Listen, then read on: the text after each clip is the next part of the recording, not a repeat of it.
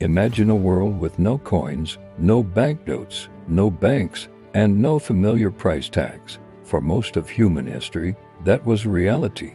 Then, roughly 2,700 years ago, a revolutionary idea emerged that would transform trade, warfare, politics, and the rise of empires.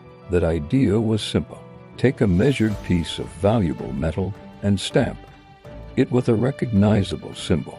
But before coins existed, ancient societies had already developed sophisticated ways to measure and exchange wealth. In Mesopotamia, metals such as copper, gold, and especially silver could function as stores and measures of value.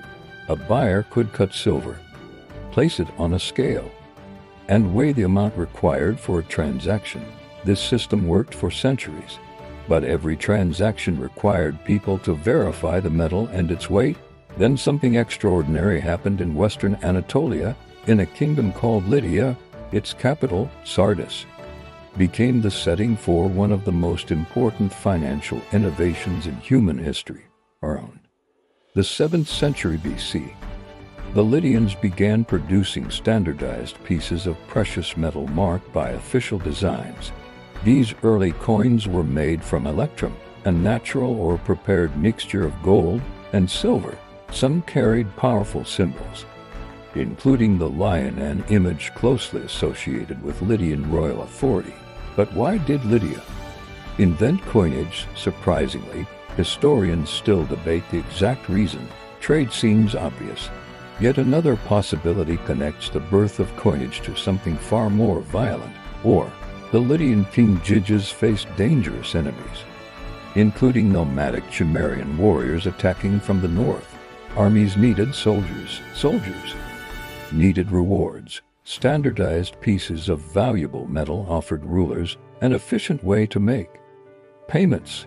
If that interpretation is correct, money was not born only in the marketplace. It may also have been shaped by the battlefield.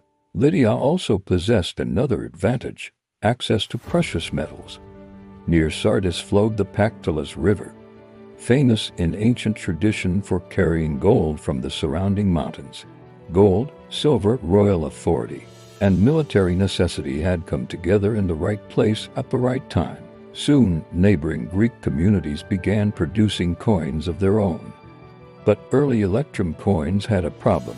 Their exact ratio of gold to silver was difficult to judge simply by looking at them.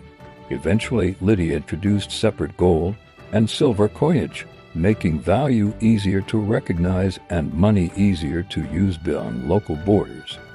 This transformation became associated with one of antiquity's most famous kings, Croesus. Croesus became so famous for wealth that his name survived for centuries as a symbol of extraordinary riches. But beyond Lydia's eastern frontier, another power was expanding: the enormous Achaemenid Persian Empire. Croesus faced a dangerous decision. Should Lydia confront Persia before Persia became unstoppable? According to ancient tradition, Croesus sought guidance from the famous oracle at Delphi. The oracle reportedly warned that if Croesus attacked Persia, a great empire would fall. Croesus believed that empire would beat Persia. He was wrong. Lydia was defeated by the Persians. But the conquerors did not destroy the idea Lydia had helped create. Coinage survived and spread rapidly through the Greek world. Athens, Corinth, Aegina, and other Greek city-states developed recognizable currencies carrying their own symbols. Athens would eventually produce one of antiquity's most famous coins, the silver owl. Athena appeared on one side. Her sacred owl appeared on the other. But the true power behind the coin lay underground. South of Athens were the mines of Laurion, one of the foundations of Athenian wealth. Hundreds of shafts gave access to a vast underground network where silver-bearing ore was extracted. The wealth came at a terrible human cost. The mines depended heavily on enslaved laborers working in brutal conditions. The ore was crushed, processed, and heated until precious silver could finally be separated. The resulting production was enormous, providing Athens with millions of drachmas and tons of silver. Then Athens faced a decision that would change the course of Greek history. Some citizens wanted the silver profits distributed. The mysticals argued that Athens should invest the money in warships. His argument prevailed. Silver from beneath the earth would be transformed into a fleet. A trireme was a sophisticated weapon. Building ships was expensive. Maintaining them was expensive. And thousands of sailors needed to be paid. Money had become more than a tool of commerce. It had become a weapon of state power. That weapon would soon be tested against one of the largest empires of the ancient world. In 480 BC, Xerxes invaded Greece. Athens faced an existential threat. The Athenians abandoned their city and placed their hopes in the fleet that their silver had. Financed at Salamis, Greek ships drew the larger Persian fleet into narrow waters where numbers became less useful. Greek triremes attacked, ramming enemy vessels with bronze prows beneath the waterline. The Persian fleet was defeated. Athens survived and soon emerged as the dominant naval power of the Aegean. As Athenian influence expanded, its silver currency traveled with it.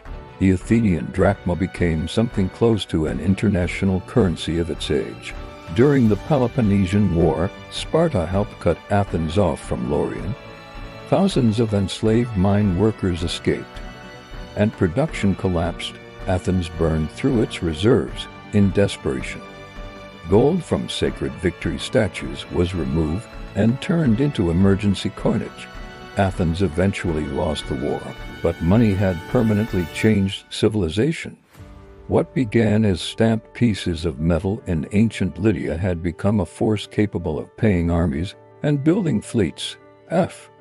From that moment forward, history would never again be only about who had the strongest army, but also about who could afford to keep it fighting.